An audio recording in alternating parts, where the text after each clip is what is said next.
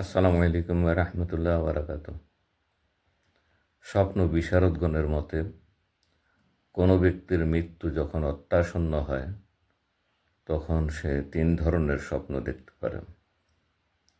প্রথমত, সে স্বপ্নে দেখবে মৃত ব্যক্তিগণ তার কোনো আত্মীয় স্বজন তাকে ডাকতেছে, আহ্বান করতেছে তার কাছে যাওয়ার জন্য। দ্বিতীয়ত, সে ব্যক্তি স্বপ্নে দেখতে পারে তার বুক থেকে একটি পাখি উড়ে আসমানের দিকে যাচ্ছে। তৃতীয়ত, সে স্বপ্নে দেখতে পারে এক দেশ থেকে অন্য দেশে সে গমন করতেছে, অর্থাৎ দেশান্তরিত হচ্ছে।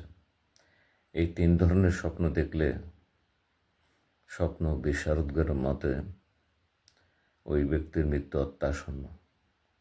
যেহেতু প্রতিটি মানুষের মৃত্যু অবধারিত, সেজন্য সবসময় আমাদেরকে মৃত্যুর জন্য প্রস্তুত থাকা উচিত। আল্লাহ আমাদের সকলকে ঈমানের সহিত মৃত্যু দান করুক, আমিন।